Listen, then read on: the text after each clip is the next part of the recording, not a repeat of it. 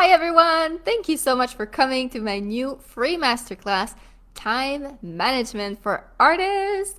I'm super excited for this one because it was actually recommended from you guys, and I think it is an amazing idea. Here are only a few of the comments that I received about this very topic. Yasmin said, I struggle a lot with time management. Between my kids, my own chores, and art, I can't find a balance. Who here can relate to that? Honestly, I'm like, yes, I can relate to that. It is definitely a huge problem.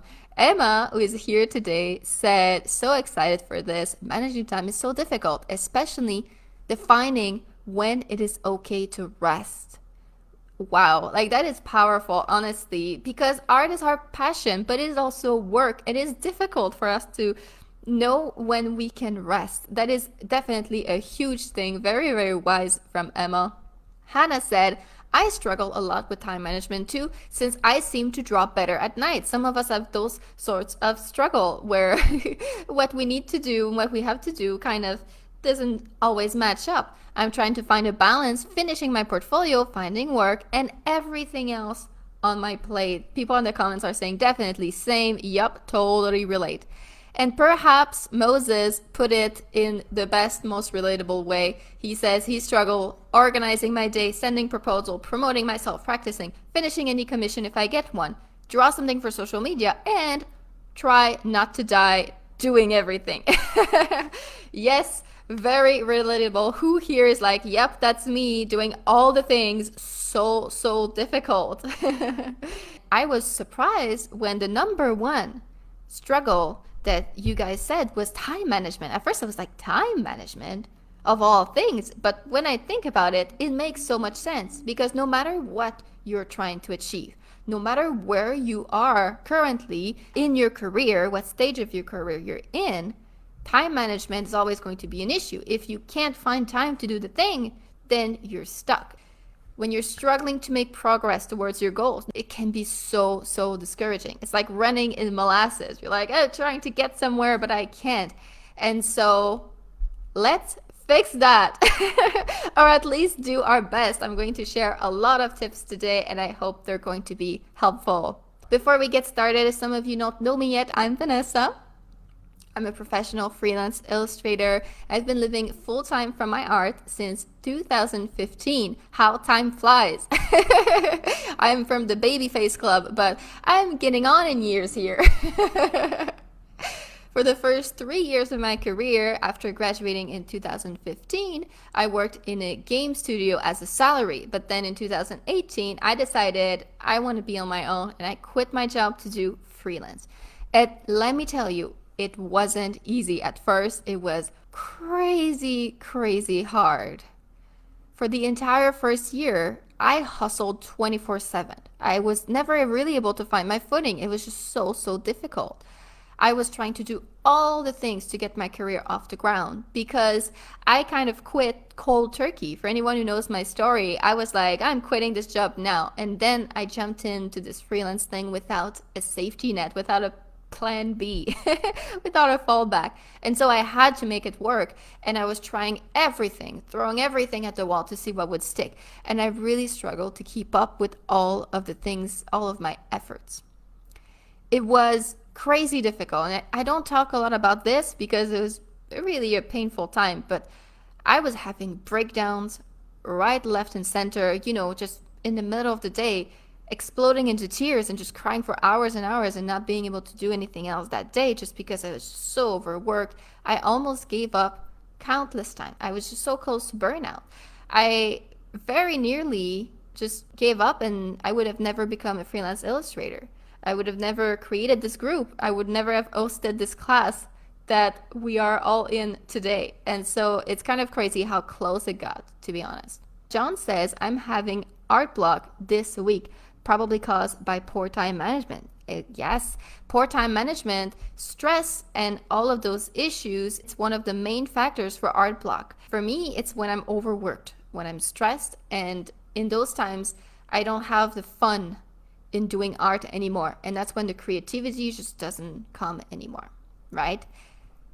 That was really my low point, but over the years, thankfully, I stuck in there and I was able to improve my strategies, improve my systems, improve my time management, so much so that now I'm very happy to say I can get all my work done in about 5 hours per day. I no longer work any evenings or weekends. I have 2 days off per week always. So if you're doing the math here, about 25 hours is what it takes me to do all of my work. And despite this, I'm able to make a very comfortable living from my art. Yay! So who wants to do this too? Let's get to it. I'm hoping that it won't be as difficult for you guys, and that's why I'm putting on these classes. All right, I need to warn you, this isn't your typical productivity class, okay? We're not talking about these surface level hacks and tips to make you gain a few 5 minutes here, 5 minutes there, okay? That's not what we're doing. I'm definitely not about to tell you how to squeeze in more hours of work during your breaks or during mealtime. I'm not about to make you account for every single minute of your workday and make you feel ashamed whenever you're not working. I'm definitely not about to lecture you about working instead of watching Netflix. I don't know who has seen these posts that are supposed to be, I suppose, inspirational. Those crazy condescending posts that are like, when you decide to watch Netflix instead of working on improving yourself in your business, that is a choice. You can choose to improve yourself or you can choose to watch Netflix. Which one will it be? That is so dumb. It is so out of touch. Seriously, after a 12-hour shift, when you get back home and you're completely exhausted, I'm certainly not about to shame you for watching Netflix. We all need our rest, and today is not about that.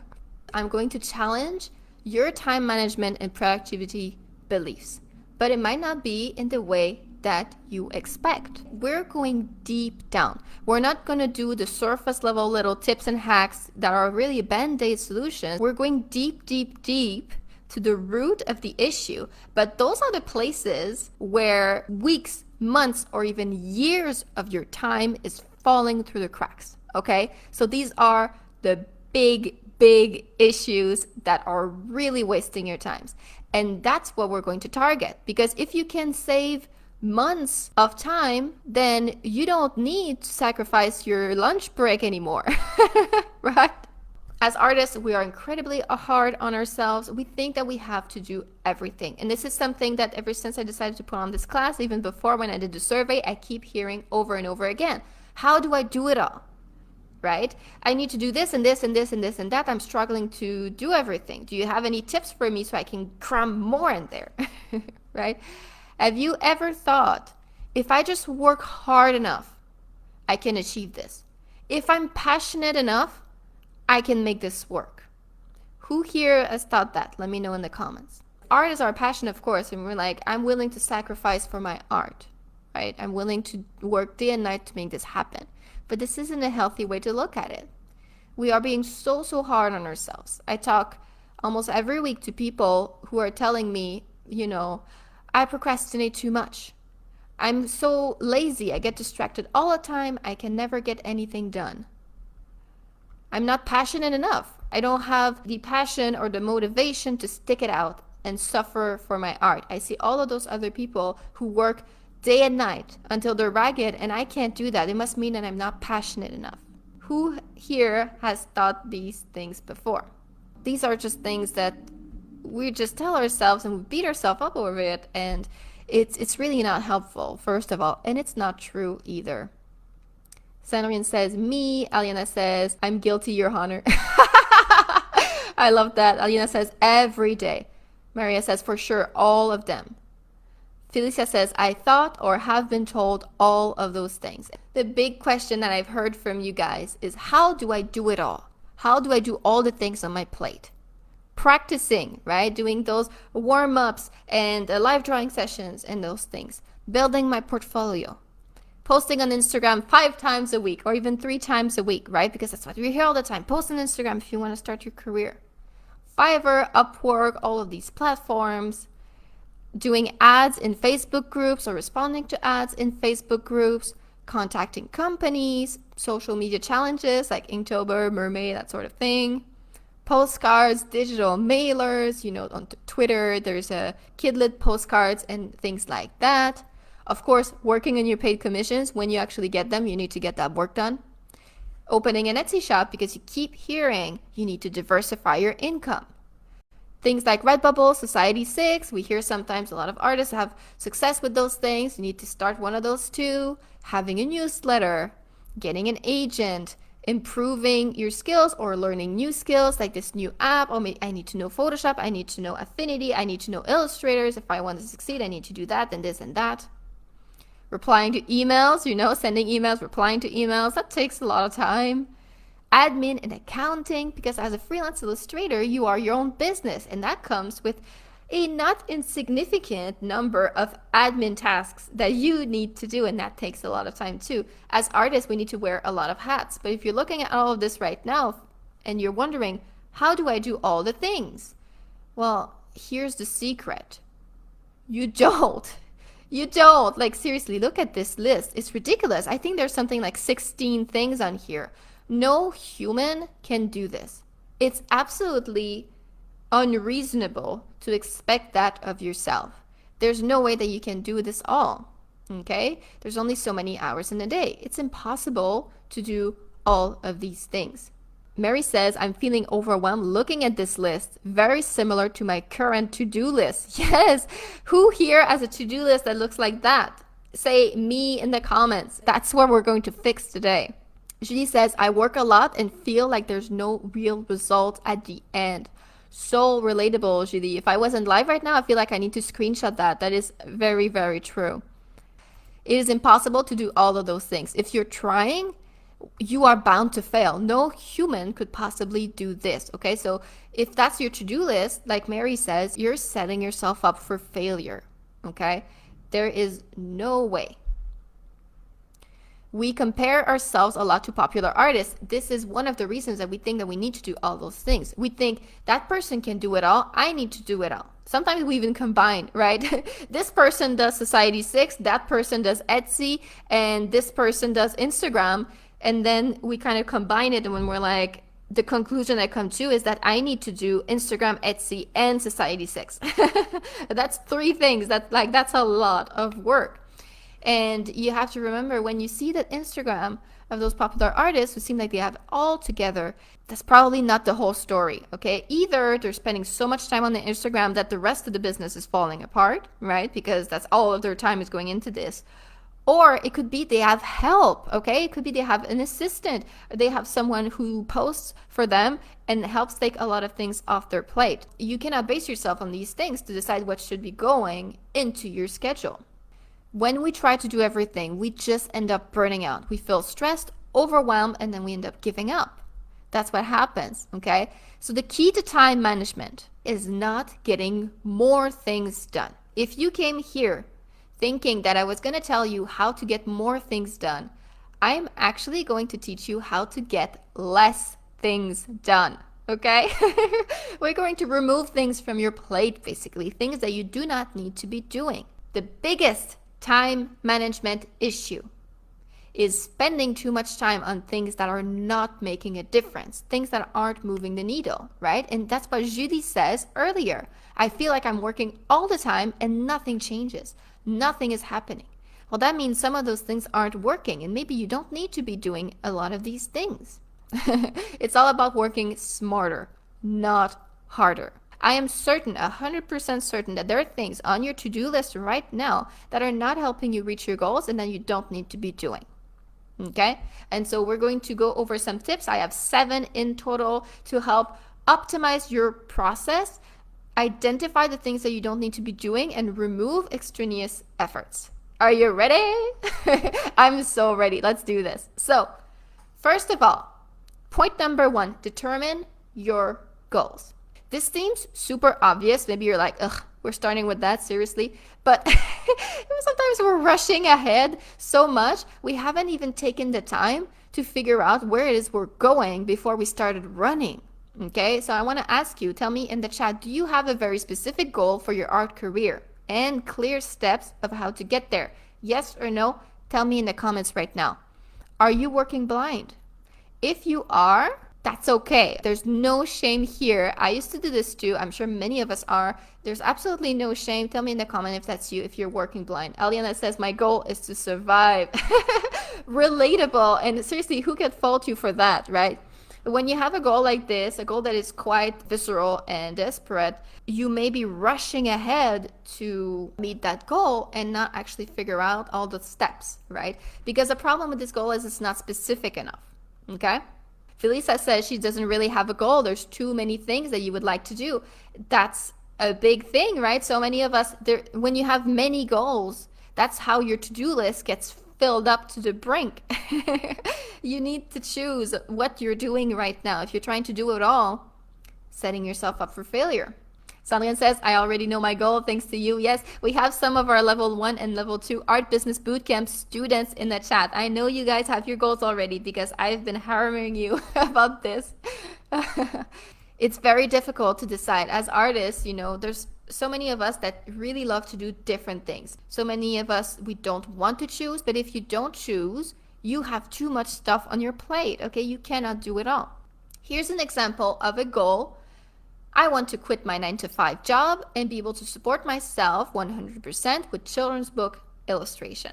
So this was actually my first goal when I started 4 years ago. This was my first goal. It has changed a little bit since, and that's something that can happen. Your goals can definitely change. It's good to reevaluate every once in a while. Make sure that your goal is specific enough, okay? So having a goal like, I want to quit my job, or I want to survive, like Eliana said, the problem with that is that it's not specific enough, okay? So for example, let me know, how many of you here today do not know what illustration market you're trying to break into?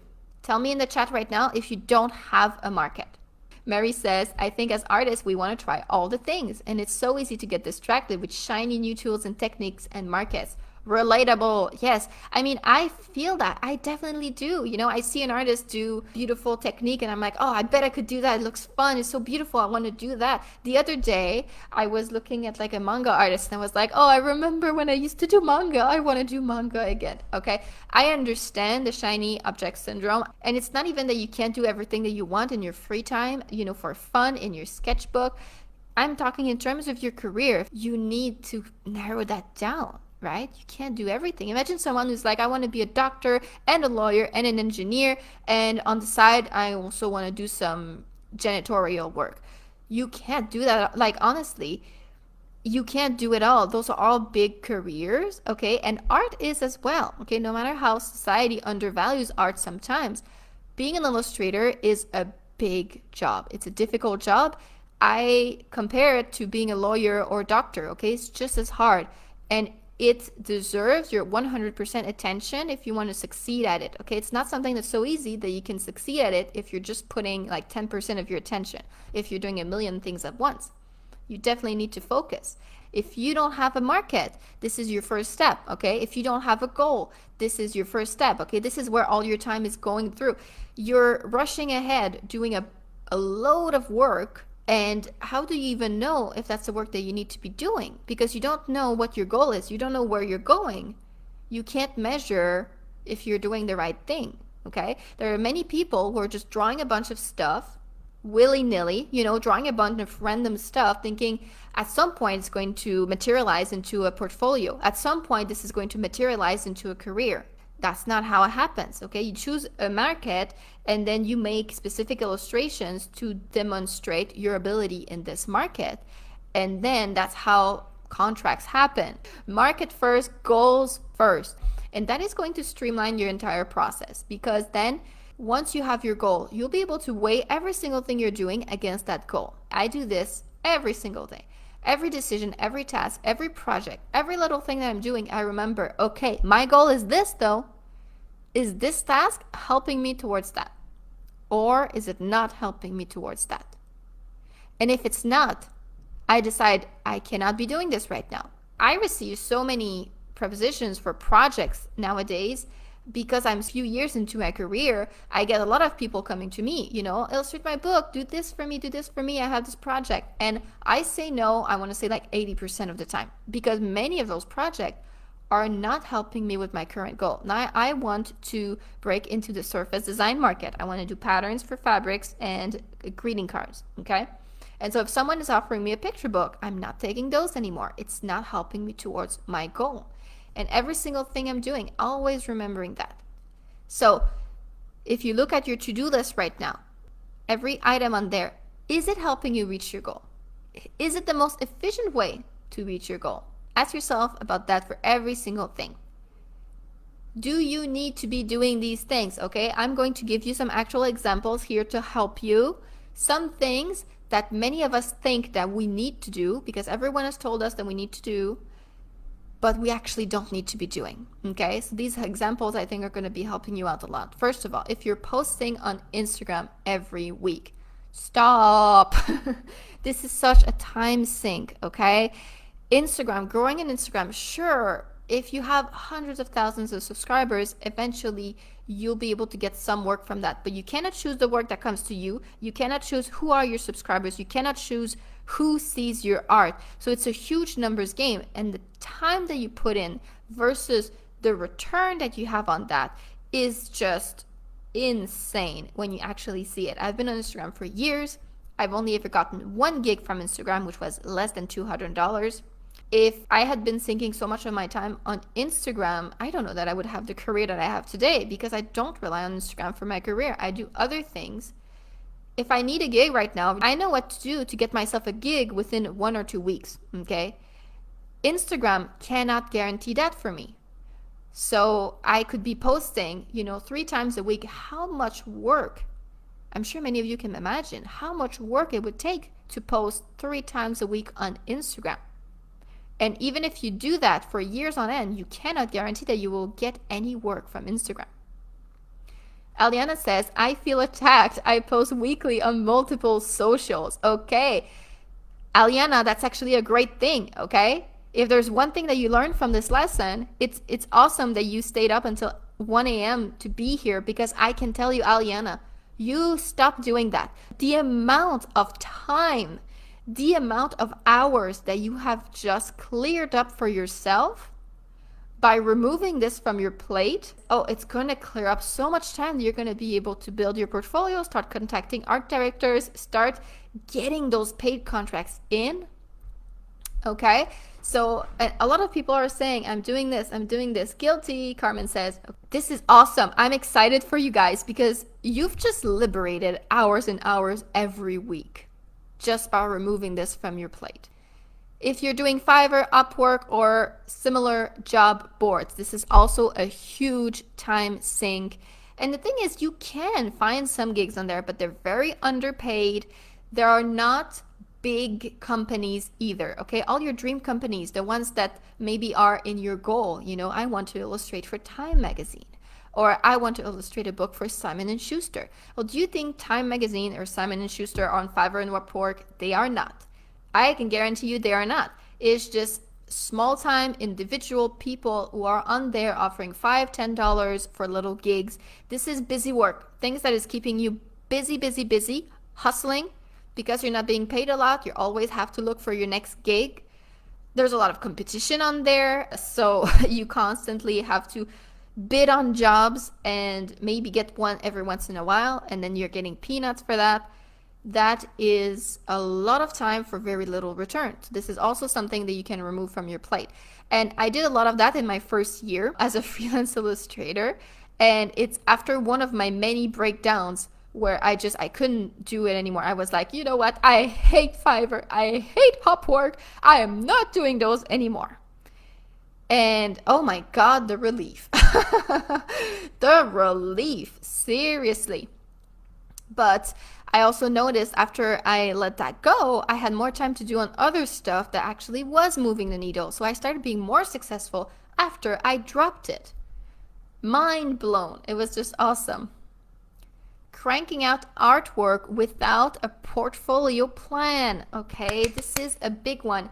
And many of my level 1 students have this problem, and this is why they bought the course. If you're building your portfolio right now, you should have a very specific plan for, artwork 1, I'll have this.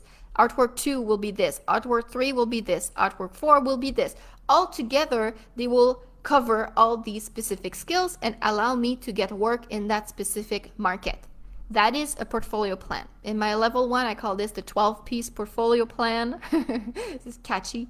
If you don't have a specific plan, there are many people out there, if that's you, tell us, okay, who are just creating work. Drawing, and then you finish a piece, you're like, I mean, it's kind of average. I don't think that's portfolio worthy. You put it aside, you do in year 1. That's good, maybe. You put it on the maybe pile. Let's do another one, okay? Just cranking out artwork like this randomly without really having a plan, that is a huge time sink.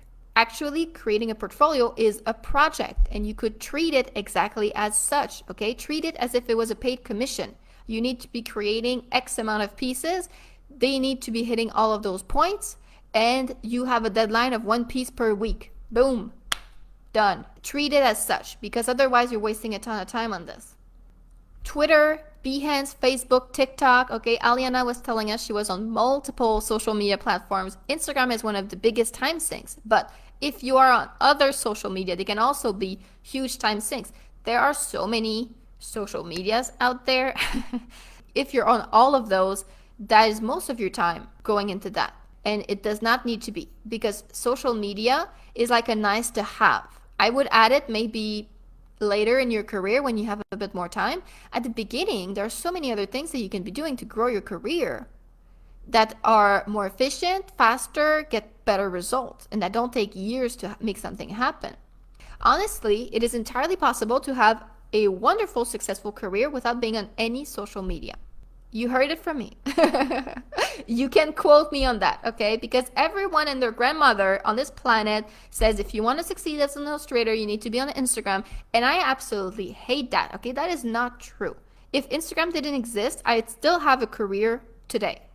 I would, okay? I don't rely on it at all. And you don't need to either. You can have a sort of ghost profile in there, right? A little display, kind of like a portfolio, and then just leave it there and do your stuff. $5 commissions or $500 books, those super low paying projects, that's not actually bringing you closer to your goal, okay? A whole book is going to take you maybe 3 months of work, could be more even. If you're doing that, you are blocking a chunk of 3 months minimum of your time to do this book.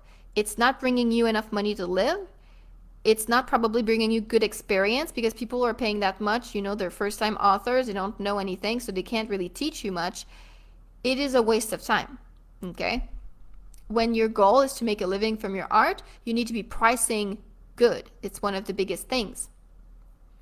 If you're doing any challenges, Inktober, Mermaid, Folktale Week, I know those are really fun. I know, okay? I don't want to attack anyone. Tell me in the comments if you feel attacked right now. I want to say this in the kindest possible way. You don't need to be doing this. There are so many more things that you could be doing to improve your career, not these things. I did Inktober exactly one time. It was in that first year that I was freelancing.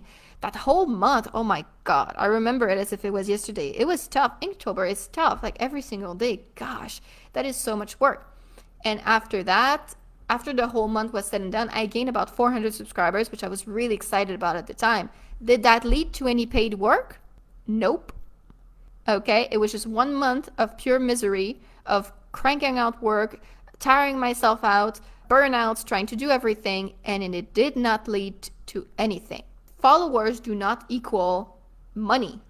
Followers do not equal reaching your goals, okay? It's a vanity metric. It doesn't mean anything. And you really need to be asking yourself, is participating in Mermaid, we're in May right now, actually, we're filming this. So if you are doing Mermaid right now, is it helping you bring you closer to your actual goal? I really feel like this is a challenge that's more for hobbyists than it is for professionals, because when a professional does it, it really takes so much time away from other professional things that you should be doing, you know? Look at the results, okay? If I win the contest, what are the pros versus the cons, which is the time you're going to be spending doing this, okay? For me, it is kind of crazy when I think about it. We're always looking for more time. I don't have time to do all of the things, but we spend so much of our time doing things that we don't even know why we're doing them, okay? So today, Let's take a really good hard look at this. If you're doing all these things, seriously, I'm not judging you, okay? And it's just a really good time to reevaluate. And if you're able to remove some or all of these things from your plate, I can guarantee you, you are going to walk away, your shoulders feeling light as a feather. You're going to be like, oh my God, so much of my time has just opened up. And it's going to be an amazing feeling. Mary says, the mainly one I still do is the monthly SVS contest because the critiques are helpful.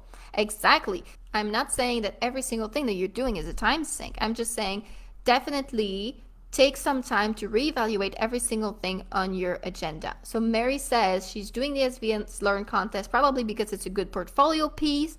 The critiques are helpful.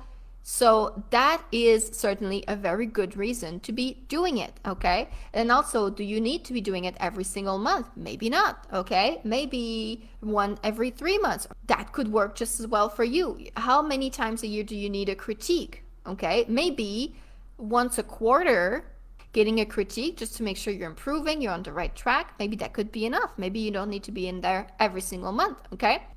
It's also very important to know your numbers, okay? Most of us here, our goal is to make a living with our art.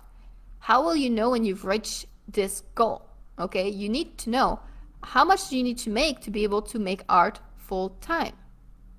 Exactly how much do you need to charge per illustration to cover your basic expenses? That is something that I teach in the level 2 bootcamp and is extremely important because you can be drawing paid illustrations all day. And if you're not charging what you need to cover your expenses, you're still nowhere closer to your goal. So super important. And this is closing the number 1 point here, which was the longest. Okay, so don't worry, we're not going to be here until 3 hours from now. This was the longest point. Number 2, doing one thing at a time. This is something we struggle with as artists. Some people, even just choosing a market is difficult because there's so many things we love to do, okay? But when we try to do everything at once, not only does it get overwhelming, but we're splitting our focus, we're splitting our time and our energy. This can lead to distraction, this can lead to overwhelm. If you have 50 things on your to-do list, which one do you start with? You know, even just deciding which one to start with takes time and energy. That's something that you need to figure out first. Having one thing at a time, you know, for the next month, I'm doing this, just this one thing. And so there's no overwhelm, there's no distraction, and there's no processing, you know, looking at your stuff, looking at your schedule. What do I do first? What is the priority? Because you have already decided. That is something that is very, very crucial. It allows you to put all of your focus into something. When you split your focus, you progress much slower, okay? So if you're trying to achieve multiple goals at once, right now, like let's say you're trying to build your portfolio and start an Etsy shop and post on Instagram at the same time. All of these things take time. Let's say you have 1 hour per day, then you can take just a few minutes on each of those things. So you're progressing very slow. I have an example here. Let's say you have about 10 hours per week to do art, okay? And let's say you have a goal that is 100 hours, let's say a portfolio. And so if you do 10 hours per week diligently, focusing only on your portfolio, it will take you 2.5 months to complete, which is still a big chunk of time. But I've known people that have been working on their portfolio for years and are still nowhere to completing it, okay? And that's because they're getting distracted by other shit. If you have 4 different goals, Instagram, Etsy, Inktober, and your portfolio, and each of those goals is about 100 hours each, it will take you 10 months to complete, okay? And sure, you're gonna have 4 things done at the end of those 10 months, but are you gonna be able to like stick it up the whole 10 months when nothing is really happening? It's important to complete goals to keep motivated and to move to the next step. If you're doing everything at once and it takes you years to even get anywhere, chances are you're going to give up before you get there because you haven't been able to measure how you're progressing and you haven't actually finished anything. Who here is familiar with the concept of the debt snowball? Okay, so this is a debt repayment strategy that says instead of putting like $10 into every single one of your debts, you know, you have a credit card, you have student loans, you have a mortgage, you have a blah, blah, blah, blah. Let's say you have 10 ones, okay? and you have $100 to put in every week. If you put $10 in each, they're all improving so slowly and they still have so much interest that you're remaining buried. You're not doing any progress. But with the debt snowball method, they're telling you put everything into one debt first, the smallest one, the one that you can repay the fastest. Put everything in there, pay it back as fast as possible. Then you stop accruing interest on that one. And then you can put everything towards the second one, okay? And so it kind of snowballs because you're doing one thing at a time. And I think we should all be doing this with illustration as well. You start with one goal, you focus everything on it, achieve it quickly, and then move on to the second goal. Focus everything on it. That is how I've done it, and I've just noticed it works so much better when I do it this way, okay? I have my focus, and it really works. So the method I recommend doing is the goal snowball, all of your focus on one thing. And at the end of this lesson, I'm actually giving you a rough roadmap of different steps, the ones that you need to focus on first and all of this. So let's hang on, hang on for that. Progressing in our goals is also very important because it's very beneficial for the motivation, for the confidence, okay? When you're able to finish things and celebrate, it makes such a difference. Like, I'm progressing, I'm actually getting somewhere. Don't diminish how important that is to your mindset in general, to staying on the ball and for your staying power, right? To be able to keep doing this. So if you have multiple goals, you need to do one at a time. If you have a single goal, separate it into specific steps and work on one step at a time. I always say a goal is just a dream until you separate it into steps. And then it's a plan, an evil plan. But when you have a plan, you can do anything. I really believe that. If you can dream it, you can do it. No. If you can plan it, you can do it. That's the real ticket. Number 3, identify challenges. We've identified the goals. That's the first thing we needed to do. The other side of this coin is identifying our challenges. It's just as important. And I know that sometimes it's not something we like to focus on. It's not something we like to think about, right? Our obstacles, our limitations, we try to just ignore it or to work past it. But that is not helpful, okay? We need to take stock and have a very good understanding of what the situation actually is so that we can make our plan. If you ignore all of your challenges and just try to bulldoze your way through it, this often leads to failure. Okay, it often will lead to shame or guilt, like, why can't I do this? Well, because you're not working around your problems, right? And that's why you're not able to succeed.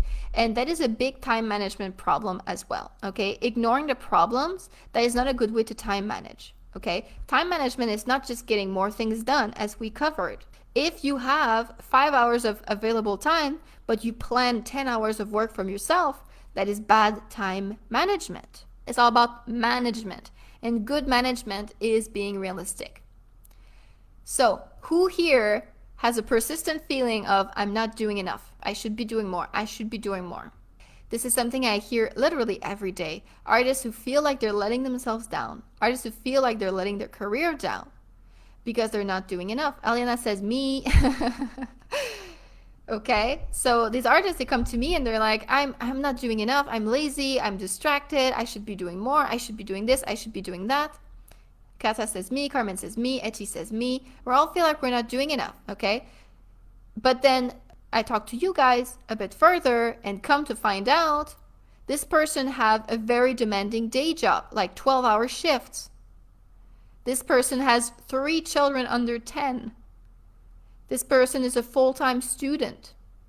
This person has health challenges, right? Physical, mental, if you have challenges like you have ADHD, okay? That's a very serious challenge. It's going to affect your time management. And many more. There's many different things. In the past week, the chat for the people who signed up for the class, some people from the Philippines were saying that it is so hot right now that this person cannot work during the day because their laptop is overheating. That is a challenge. That is a challenge that can affect your ability to work, okay? And all of these they are super understandable. Okay, if you're dealing with any of that and other things, it's normal that you're not able to do as much as someone who is working full-time, has no children, has no health challenges or anything like that. Okay, you should be realistic about what your situation actually is. In this class, in my world, we're not into denial. Okay, no one is going to do the denial anymore, people. Okay, we're going to identify our own unique challenges so we can go into this with our eyes wide open. Take stock of your entire situation. This will allow you to create a plan that is adapted to you. It will allow yourself to give yourself some grace. Okay, if you have 3 children under 10, you cannot do as much as I can because I have no children. Okay, maybe you're able to squeeze in 1 hour of work after they're in bed. That is a plan that is reasonable for you. And when you're not able to do 5 hours of work per day because of your children, that's normal. And you need to not feel guilty about that. Okay? When you give yourself grace and when you have a plan that's adapted to your situation, it will enable your success. Number 4, set realistic expectations. So this works with the previous point. You've identified your challenges. Now you can set yourself a realistic timeline, plan, and expectations. You have a good understanding of your goals and challenges. That is all you need to be able to do all of the steps here. This is going to be different for everyone. There is no need to compare ourselves. It's so not helpful. My partner does this all the time. My partner is a bit comparer. He's always like, but that person does this much, and this person does this much, and that person does this much. Well, you're not that other person. You're you. And your situation that you have to deal with is this. No one has to deal with the same situation as you. Okay? So what are going to be realistic expectations for you is not the same as anyone else. And looking at the garden next door, not helpful. Not helpful at all. Your pace is the best pace because it is yours. Annalise says comparison is a thief of joy. Absolutely. And it's just so unhelpful. So what if your neighbor is able to do that or this? How does that affect you in any way? It doesn't, okay? When you need to figure out is your pace, what is best for you. This is also my biggest time management secret. I'm giving you all the deets now. Literally, it is my biggest time management secret. And that's because it is so much better to do 30 minutes of art per day and being able to progress slowly and sustainably than it is to push yourself trying to cram 3 hours of work every night, ending up burning yourself out, being depressed, being overwhelmed, and not doing art for 6 months because you burn yourself out on both ends. Okay? Aliana says, my pace is slow and I don't like it. You need to become comfortable with what your pace is. Okay? Accept it. If you can do just 30 minutes of art per day, that's it. That's your pace. And you can achieve your goal even with that. You just need to accept that. If you've come here and your whole goal was trying to get more stuff done, maybe you're like, I don't like this. You're telling me to set realistic expectations. How is it going to help me get more done? I'm trying to move faster, go quicker, get everything that I ever wanted. Setting realistic expectations is not what I want to hear right now. If you're feeling this, tell me right now. It's fine. It's fine to be feeling this, but literally setting realistic expectation is going to help you. Okay? Because most people who push themselves too hard end up giving up. And this also almost happened to me my first year. Like what I've told you, my first year freelance, I almost gave up entirely. My whole career could have just not happened. Giving up is the biggest failure risk for aspiring illustrators. You should be worried about this, okay? This is huge. This is your biggest risk to your career. And setting realistic expectations is a way to counter that, okay? Because if you can go slow, sustainable, you're not going to give up. Start by eliminating as many things as possible from your plate. We have talked about some of the things you can eliminate. That frees up a lot of your time already. Aldiana, you said your pace is slow. But what about if you remove all of your social media? Now, how is your pace? After that, think about all the things that you absolutely really have to do. Pick one first. We're going to do one at a time, remember? And Make your schedule according to your challenges. Choose a pace that is less than what you think you can do, because circumstances aren't always ideal. If you think, if all the stars align, I might be able to get 2 hours of work, but with your 3 children, when do the stars ever align? Okay, maybe every once in a blue moon you'll be able to get 2 hours, but in the real day-to-day, mostly you're probably maybe going to be able to get 1 hour, maybe sometimes even less. Okay, things always go to shit all the time, and we cannot plan for ideal circumstances because those so rarely happen. So if you think you can do 1 hour, do 30 minutes. Okay, you might do more sometimes, but don't let that be the expectation, because then you're always going to feel like a failure. So this is my example. 3 years ago, I started working on opening my Etsy shop, which I still have today, a digital sticker Etsy shop. It makes me about $1,000 per month nowadays, which is awesome. And so to open it, I wanted to have 10 products in my shop to be able to open. I have a little bit of stuff for people to buy. And so that was my goal. Okay, create 10 products, 10 like sticker kits, and open my shop. I decided, okay, I have my books. I do my books during the day. I have all of this other stuff that I have to do. So my expectation that I set for myself was draw 1 sticker per day. Okay, and this is very a small task. Each sticker kit at that time, now I do bigger sticker kits, but at the time I would do about 10 to 12 stickers per kit. So this was a very small goal that would take me about 30 minutes on average per day. After a hard day of work, 30 minutes was all that I could manage a lot of the time.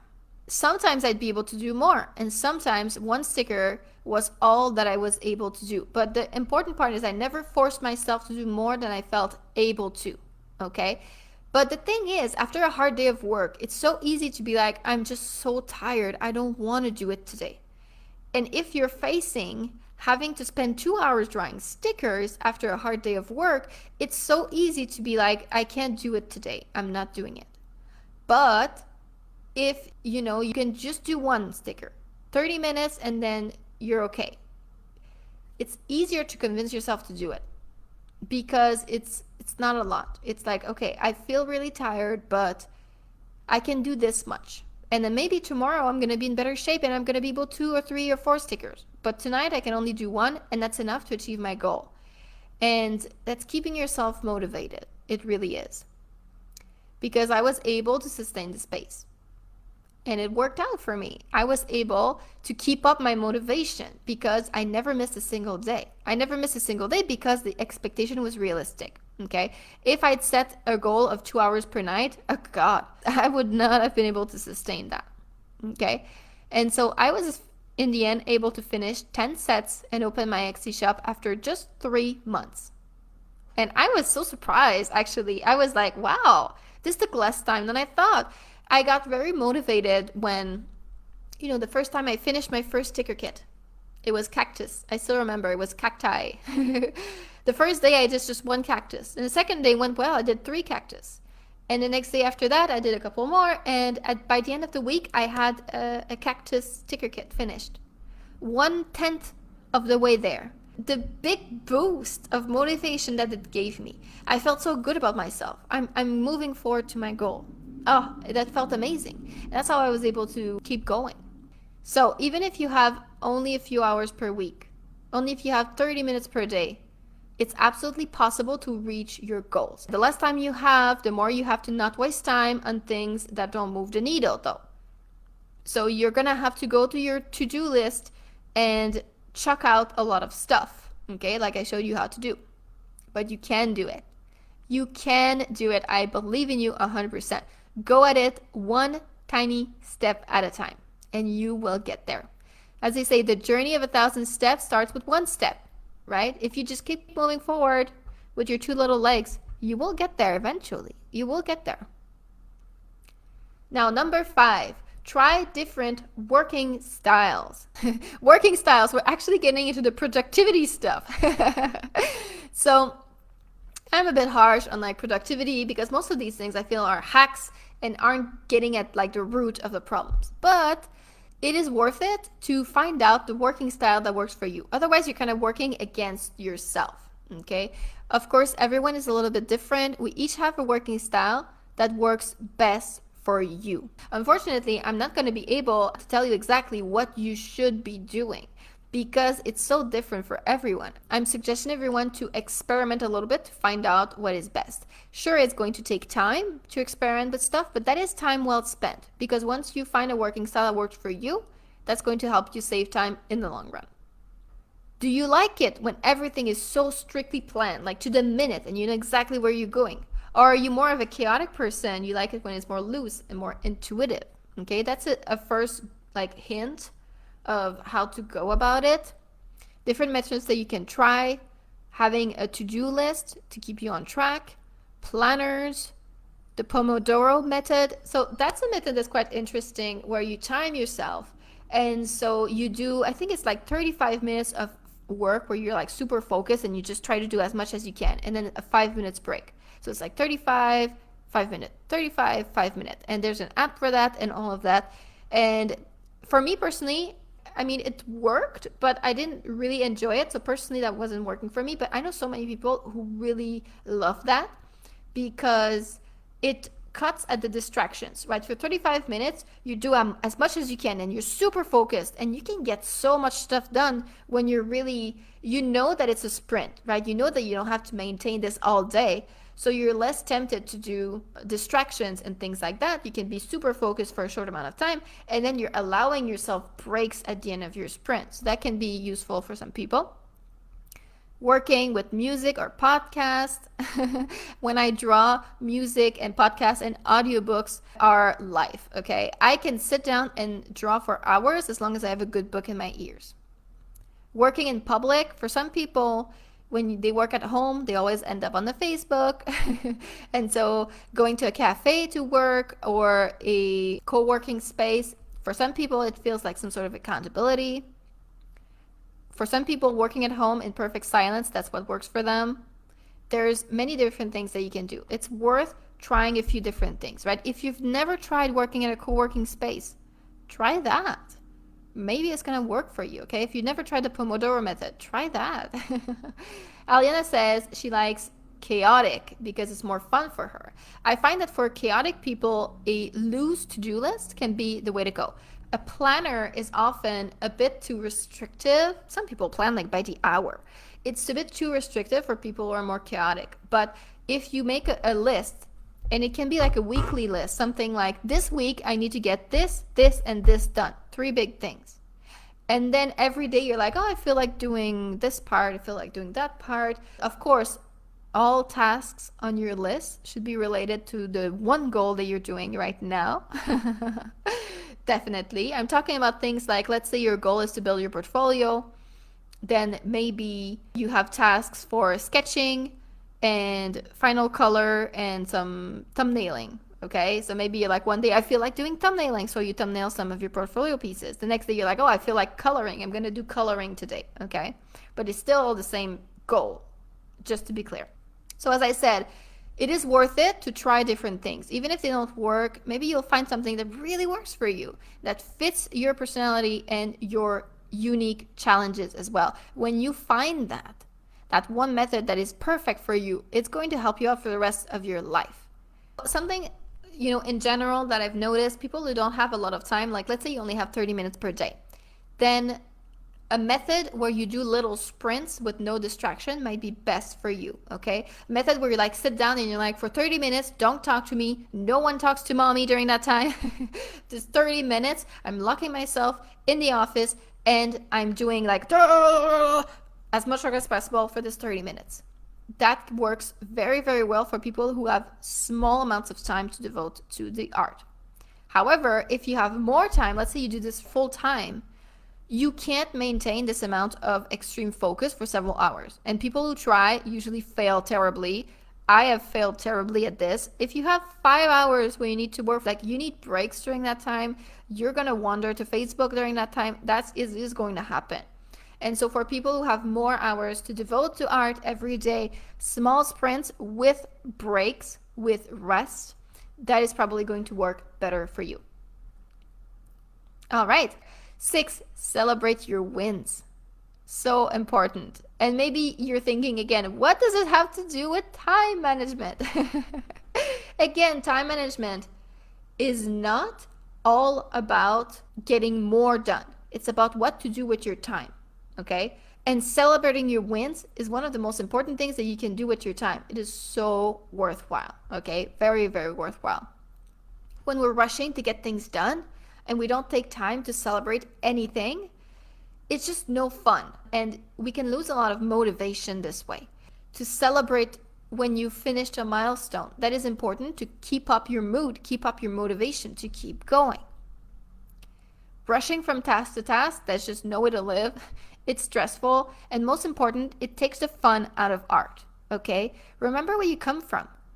You decided to do art because it's fun. So why now start doing something that just makes art not fun for you anymore, right? Let's not do that.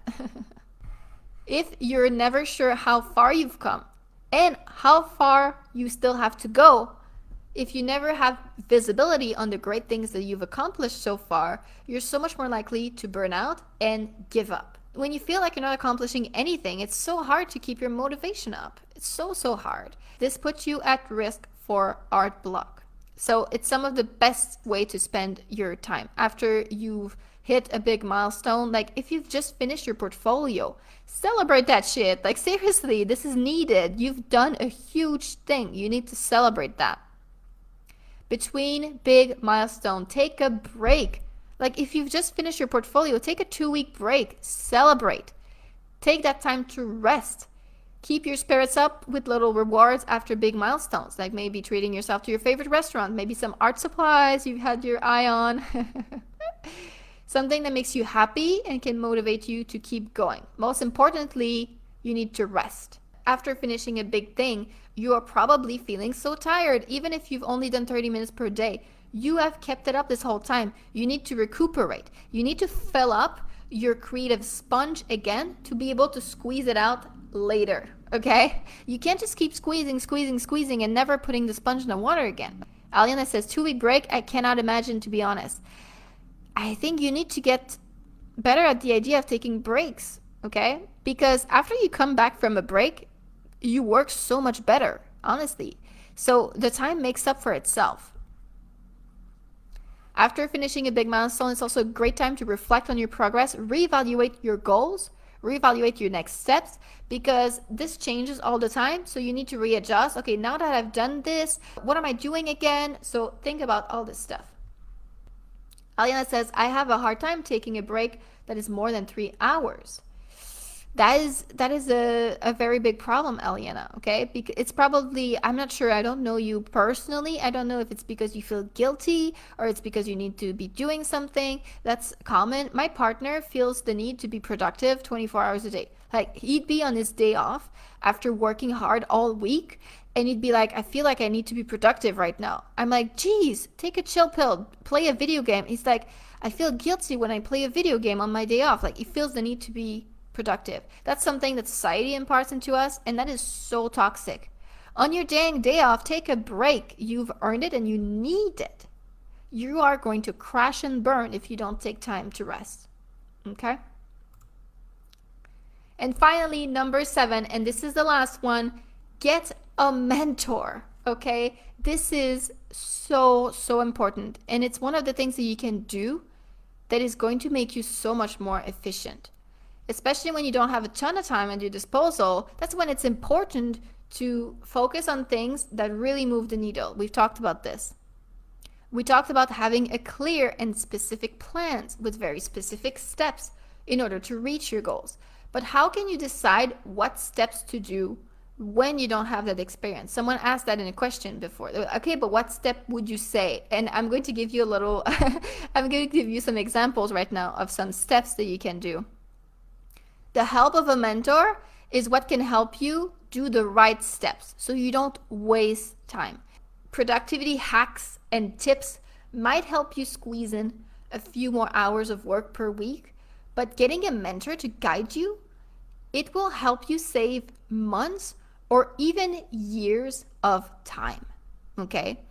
I personally did not get a mentor. I did it all by myself, and that meant hours and weeks and just so much time wasted on research, being on YouTube, watching all the things, being on blogs, all of these things. Okay, it takes time to do all of that research just to know what it is that you need to be doing next. When you have a mentor that can tell you this is what you need to do next, that took 5 seconds. You just saved a week Googling that stuff because someone just told you.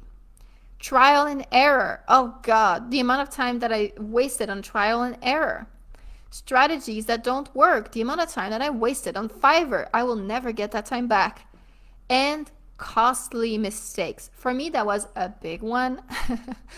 My first portfolio that I sent in 2018, I put together this portfolio. It took me about 4 months. I sent it out to about 200 publishers, and it was all wrong. So I did not get a single gig from that. 4 months of work down the drain. Talk about time management issue. When you waste 4 months of time, that is the biggest time management problem, isn't it? It took me a whole year to figure out how to get my footing. And I was full-time during that time, okay? Full-time, 1 year to figure it out. That is so much time wasted. If I had had someone to guide me, looking back, I know that I could have done it in about 3 months maximum. That is an enormous amount of time that I would have saved. This is exactly why I decided to create courses to help aspiring illustrators like yourself. I was like, thinking back, I learned so much from my mistakes. I know what to do now, and I want to help illustrators with that stuff. It started out, I had so many people sending me DMs, asking me questions, and I would spend hours and hours every week answering questions because I just love helping illustrators. And I know that for me, spending 1 hour giving tips to someone can save them literally months of work, okay? This is a huge thing. Over the years, I figured out what works, what doesn't. I learned my strategies from many different sources, from different people, from YouTube, from blogs, from trying stuff out. I developed some of those strategies myself just by trying out stuff. And last year, it was July last year, I sat down to write a course called the Art Business Bootcamp. At that time, I literally sat down and asked myself, if I had to start all over from scratch, how would I do it, knowing what I know now? And I just organized it all into this system where you always have one thing to do at one time, so you don't waste your focus.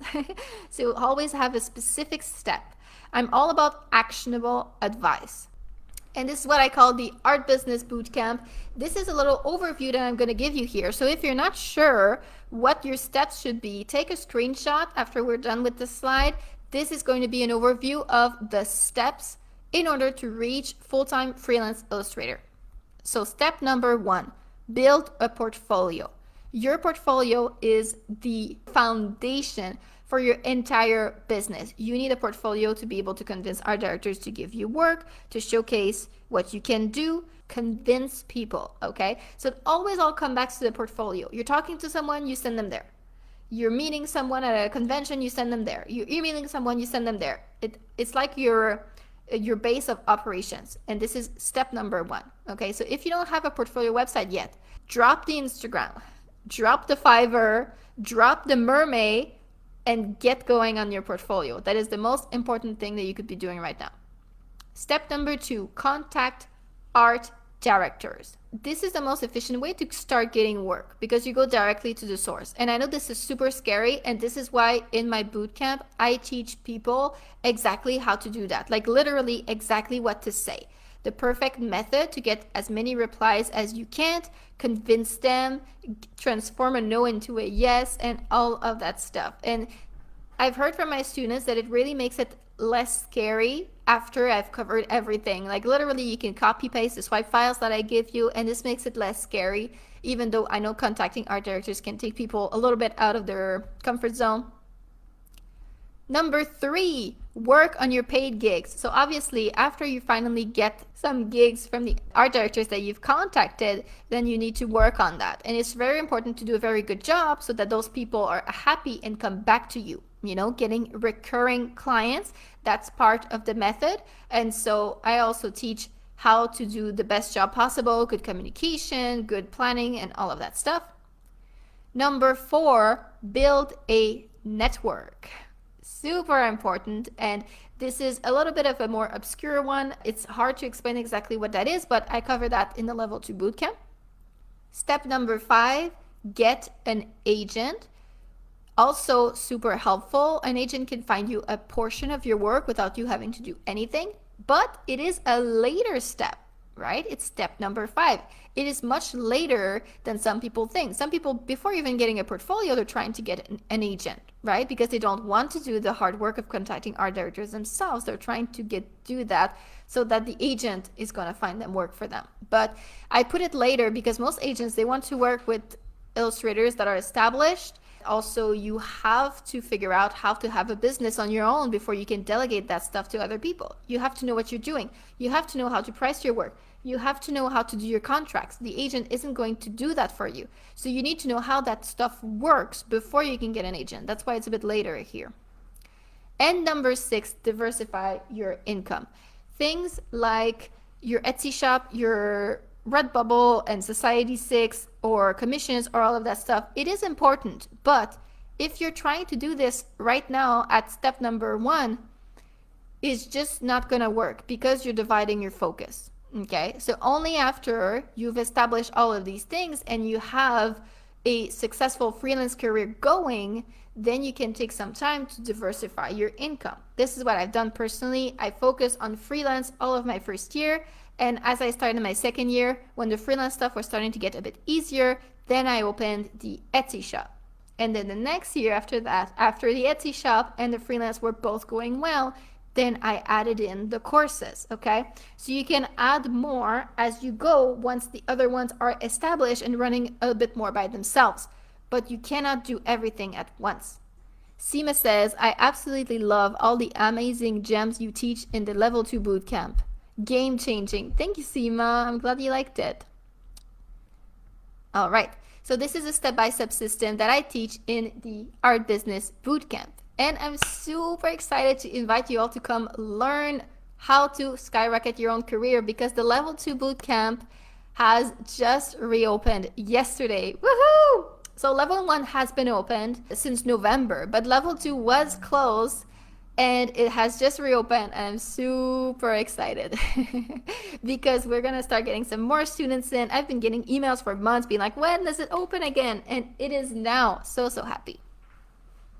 So the Art Business Bootcamp, what it means is no more endlessly creating new art without a direction, without really knowing where you're going. No more ogling successful illustrators wondering why that's not you.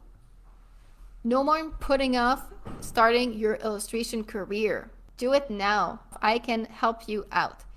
If you're tired of doing things a slow and painful way, then hop on the fast lane with me. I can give you the shortcuts. You can stop wasting your time of some of the things that we've discussed today and fast track your success by working with someone who has been there, who knows what you can do to get to the way out, get to the good part where you work 5 hours per day only and still make a successful living. So we're all at different stages of our careers. Obviously, today we have some people who have been doing books for years, like Judica said, and people who have not finished their portfolio yet. So that's why I separated the bootcamp into 3 different levels. Level 1, nail your portfolio. That's already out. It is a pre-recorded course. Okay. Level 2, finding clients, has just reopened as a pre-recorded course. So I taught it live and then I've just finished transforming it into pre-recorded. So Carmen asked, when does it start? It starts whenever you want, okay? You can sign up. I'm going to give you the link in just a second and you can go and start and all the lessons are right there. And level 3, going full time.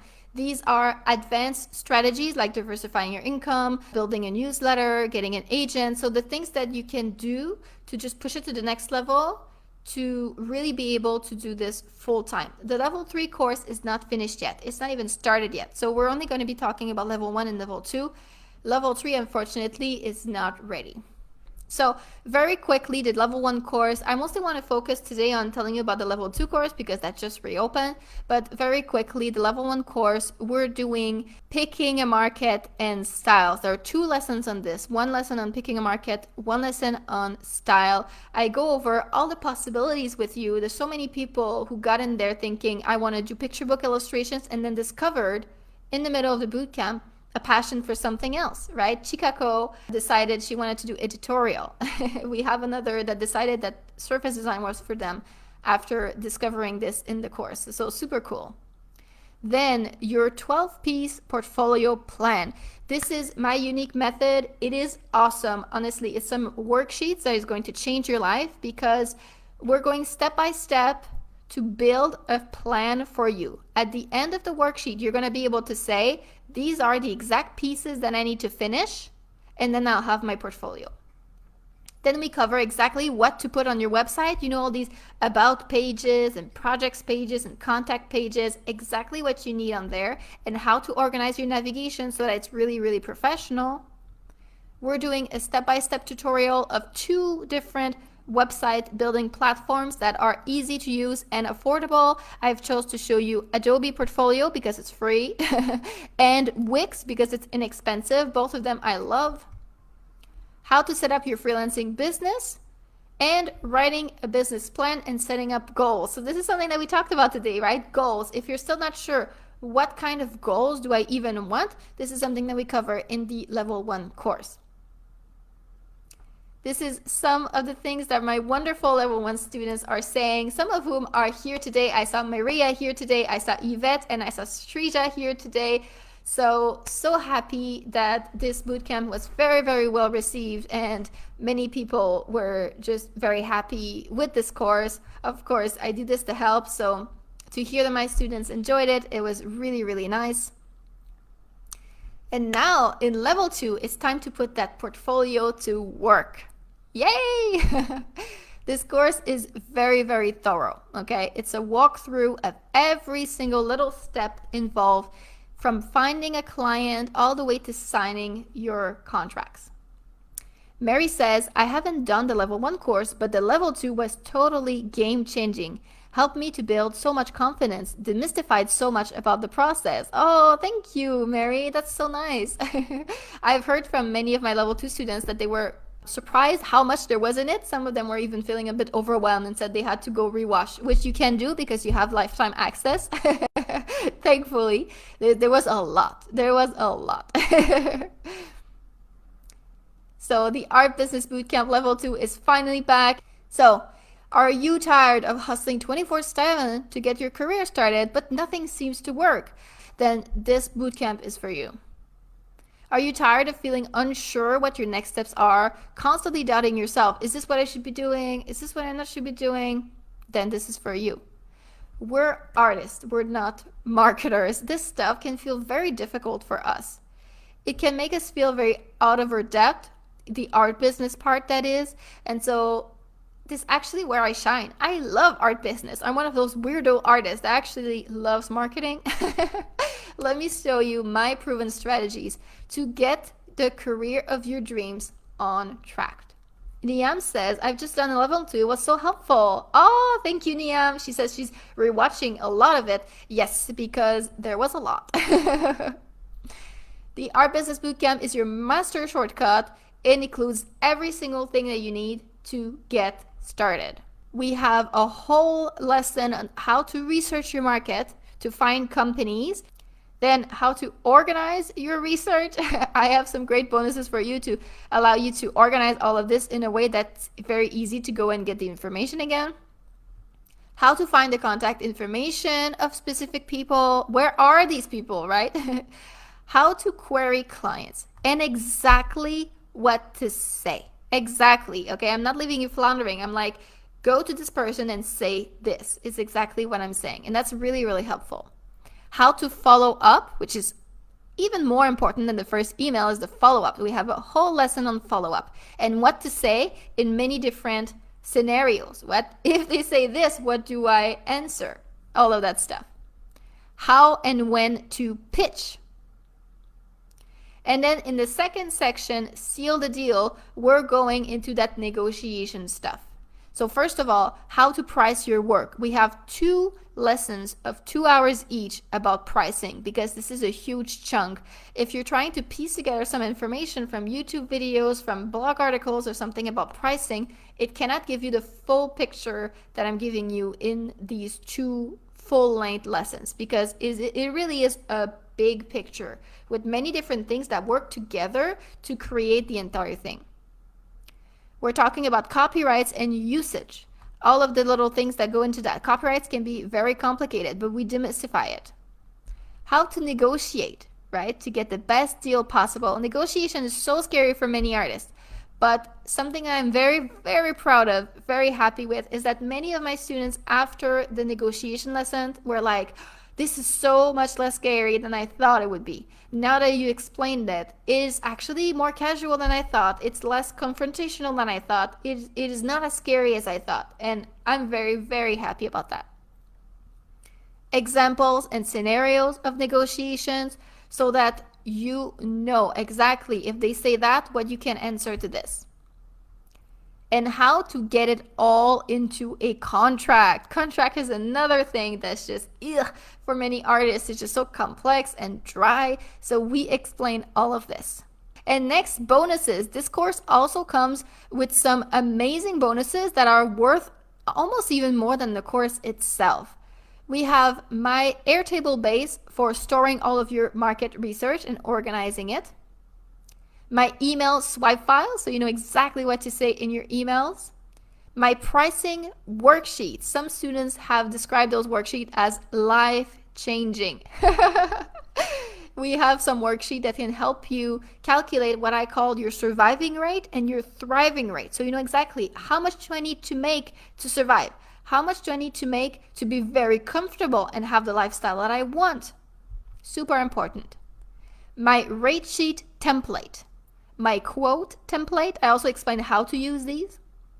A resource page that is a compilation of all the apps, resources that I mentioned in the course, so it's super easy to find. My negotiation swipe files. Again, if someone in negotiation sends you a doozy, you don't know what to say, you go in my negotiation swipe files, and for every single scenario, you can just copy paste, and I'm telling you exactly what you can come back with to come out on top. My sell sheet template, and my complete contract template. This is it right here. I have both a freelance contract and a licensing contract, and this is very, very valuable. You also get access to the exclusive Facebook group that is for the students only, which is really, really nice to cheer each other on, and it's a good accountability and motivation tool. Don't take it from me, take it from my students. We have some of them in the chat right now that have been giving some wonderful comments about how they've enjoyed the course. And I've compiled some more here. Jan said, I have tried so many courses before this. I learned more actionable and concrete steps in this course than any other. I'm all about actionable, guys. I'm so thankful to you that you took the time to lay it out in such a neat, clear way. I wish this course had been around 15 years ago. Jeanne is an artist that's been doing this for a very, very long time. And yet, even after 15 years in the industry, you can still have issues to make it and be really comfortable with the income that you're making when you don't have these very successful strategies in place. Courtney said, Vanessa is a great resource with a plethora of information on the business of art. The many ways to reach out to companies and art directors really surprised and impressed me. She not only answered the question I had, but also the ones I never thought to ask.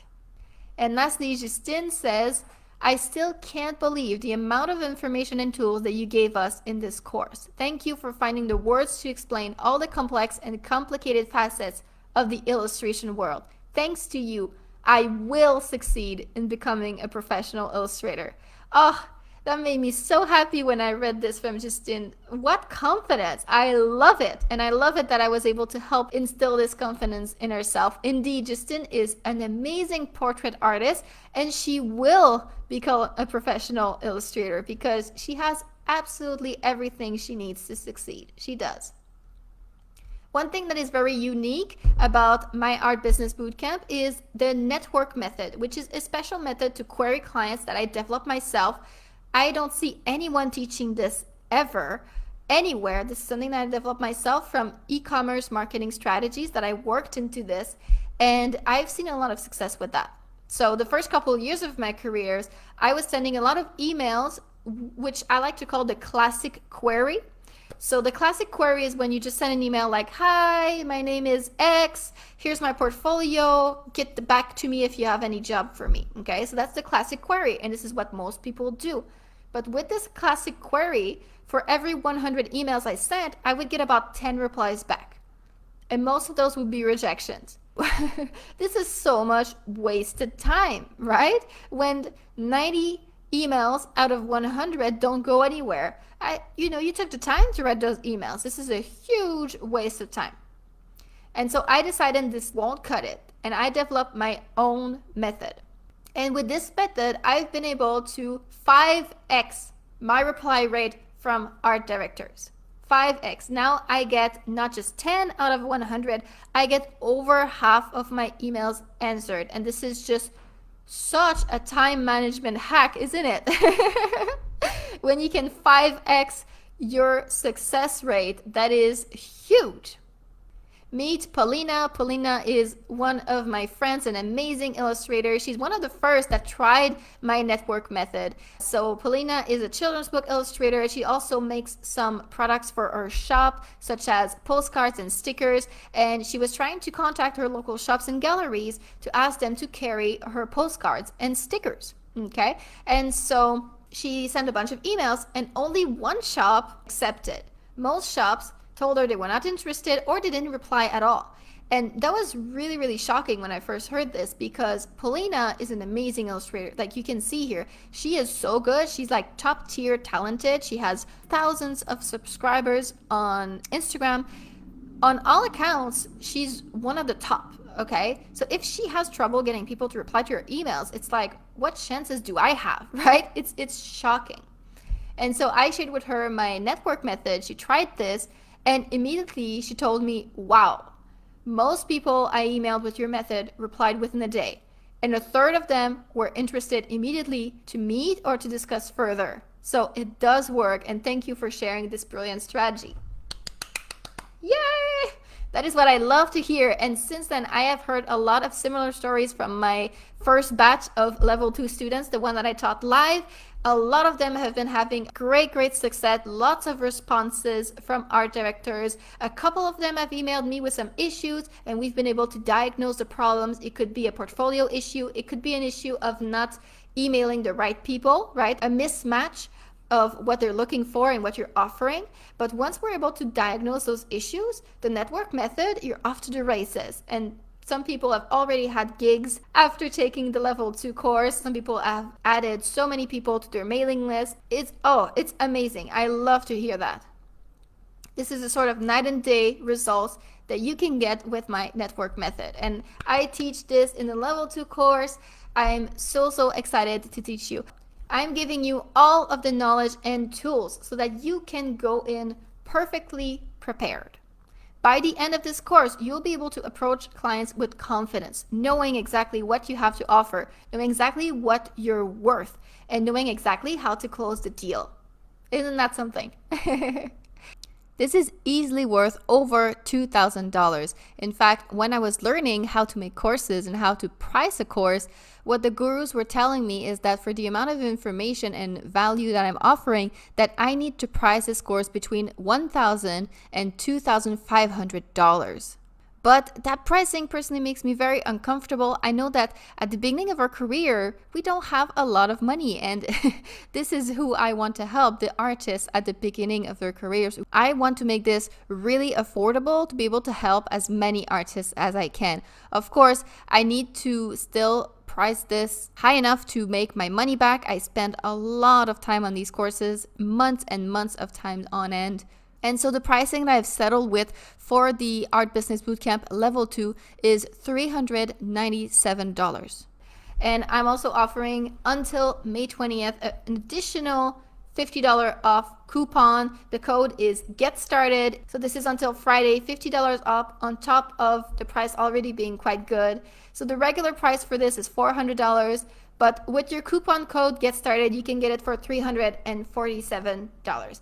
And this is for everything in the level 2 course, which is 8 lessons of about 2 hours each. All the bonuses, my email swipe files, my pricing worksheets, my contract template, all of that stuff. The negotiation swipe files, everything that we just talked about. I'm very happy to be able to offer you such a good price. I can because I make my money from my freelance illustration career and my Etsy shop. Everything I make from the courses is basically gravy on top. And so that's how I'm able to offer you good prices like this, and that just makes me happy. Emma Martinez says, will it be available next month? Absolutely, it will be. Now that it's released as a pre-recorded, it's not live anymore like the first time, it's pre-recorded now. So you can jump in anytime. It will be available next month. You have a coupon right now, of course, that can save you $50. So that's the one incentive to get in right now. Even if you buy it now, you have lifetime access. So you can buy it now to get the discount, and you can start next month. You can start next year. You can start whenever you want. This link, artbusinesswithness.com/level2. I popped it in the chat a little bit earlier. I'm going to pop it again. You can go on there and get it for $347. There is also an option for an installment plan, so 3 installments. The coupon works on this too. I separated the $50, so you get like $16.67, something like that, on each payment. It adds up to $50 off.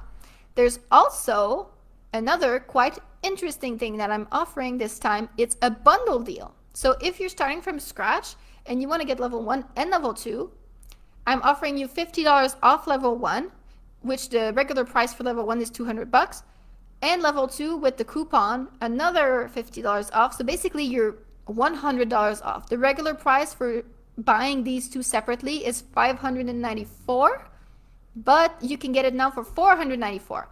Everything in level 1, everything in level 2. So you get 2 courses for under $500. You can also get this at the same link. So at the level 2 link, I have the bundle deal right there. Paola says, yes, the best thing is that I can return to see the classes to review. Absolutely. Everyone has lifetime access. And I say that always as a joke because at some point I'm going to die. You don't get it forever. You get it until I die. But long enough. As long as it exists, you have access to it. All right. So, can you do it all alone? You can. You absolutely can. This is what I did personally. I did not have a mentor. I did it all alone. And you can too, but you don't have to. Do it with me. It's more fun. And I can help you out. Invest in yourself to grow the career of your dreams faster and easier than you could ever thought possible. I have a story that I want to share with you. I've had a student recently join. His name is Daniel. And he's been sending me a lot of emails, sending me like all his art as he's creating it for his portfolio. He enrolled in level 1 a couple weeks ago, and he's amazing to see his progress. He has just finished creating his website, and he joined like 2 or 3 weeks ago. And his portfolio done. And he just purchased level 2 yesterday because he's ready to start contacting clients. That's how fast you can do this. Like seriously, I know artists that have been working on the portfolio for years, and Daniel has completed his in 3 weeks with the help of the bootcamp. How amazing is that? Now, of course, it depends on how much time you have to put in it. As we said today, it's not good to push yourself more than what you can afford, but even if you do 1 piece per week and you have to have 12 pieces, then you'll be done in 3 months. And that's so much better than a lot of people who are working years and years on these things because they don't know where they're going. Okay, having a plan makes all the difference in the world. I also want to help you put things in perspective here. Let's say you get the bundle, level 1, level 2 for under $500. If you get even 1 gig as a result of this course, it will be enough to cover the price. Okay? This is information that can help you launch a career. It pays for itself, and it will very easily pay for itself. I have so many students that already have covered the price of the course super easily, and then some. Like, to give you an example, this week I just signed a new contract for a pattern for my surface design. Yay! So happy. It's for a wallpaper, which is really interesting. And this pattern I sold in my contract, it says 1200 USD. Okay, 1200 USD for one pattern, 1 gig. This is going to take me about 6 hours to do. That's my estimate. And so this 1 gig would have covered the cost already of the course, okay? And this is what I'm teaching you in this class, how to get these gigs, that are high ticket, priced high, so that you can make a living, be comfortable, because you're pricing premium. That's what I'm teaching you in the class. Oh, I wanted to show you also my contract template. Oh, this took like over a month to develop, and I'm very, very happy with it. So it contains a freelance contract template and a licensing contract template, and also something that I like to call a clause bucket. So that's really, really cool, because it's a 15 pages long document, which is a bunch of clauses where I explain exactly what the clause is, in which situation to use it, and then you can copy paste it into your contract template. And I've heard really good things about it so far, that it's very, very easy to use, that it's flexible. I've been using this contract template myself ever since. This is the one that I used for my wallpaper map contract. And it takes like 15 minutes to put together. It's wonderful. By itself, this is worth the whole price of the course, because a contract template, if you buy it separately, it can be a lot of money. If you have a lawyer do it, Jesus Christ, that can be thousands of dollars. Now, if you're wondering right now which level is right for me, I just want to give a little bit overview. So level 1 is for you if you haven't yet decided on your illustration market and style, okay? Because this is what we're talking about in level 1. We're going to help you choose a direction. If you don't yet have 12 specialized pieces in a portfolio, and if you don't have a kick-ass website yet, then you need to start at level 1. Whereas level 2, if you already have a portfolio website specialized in a single market, you're ready to start at level 2. But if you don't know how to find clients consistently yet, then level 2 is for you. If you're not sure how to price, negotiate, or navigate contracts, then level 2 is for you. So I have sometimes, every once in a while, some very professional people coming to me and saying, I'm not sure if level 2 is right for me. I've been in this business for like 15 years, so I know a lot, but I'm still not able to find clients consistently, okay? And so in that case, I would not send you right away to level 3, which isn't even ready yet, but that's another story. I would have you start at level 2, because being able to get clients consistently is a foundation for your career. You know, you need to be able to get money in. And as long as you're not able to do that consistently, I would start you at level 2 instead of level 3. Paola says, I'm excitedly waiting for level 3. Yes, that's not going to be for a while, because I want to draw for a bit. I've been working on the course for months now, and I'm going back to some freelance contract, like with the wallpaper, and I have other things I'm reaching out. I'm talking to some people right now, so I'm excited. But level 3 will be probably early next year, and it will be cool. So if your portfolio is not quite ready yet, what I would suggest is getting the bundle, because this is the best deal you're going to get. You're starting from scratch, level 1 and level 2 for less than $500. That is the best deal that I can make you. So my question to you is, are you ready to build a career of your dreams? Are you ready to make the most of your time and really get this show on the road? Are you ready to make a living with your art? And if so, well, come and join me in the Art Business Bootcamp. I would absolutely love to help you, kick this up a notch and finally get you somewhere. Ask any one of my students. I am like crazy available, even more so. I have no boundaries. Like, you can email me anytime, 20 times a day with questions, and I will always answer, because that's what I do it for. So this is it. The Art Business Bootcamp, either just level 2 or the bundle deal level 1 and 2. These are the deals that we have right now with your coupon code Get Started. It's going to be until Friday, May 20th, that this coupon is available. Then it's going away. And this is it for us today. This was a class on time management. Thank you so much for joining me and staying the whole 2 hours. That is crazy, and I am so thankful for you guys. You guys are awesome. Thank you so much. Again, I love you guys, and I will see you another time. Bye bye.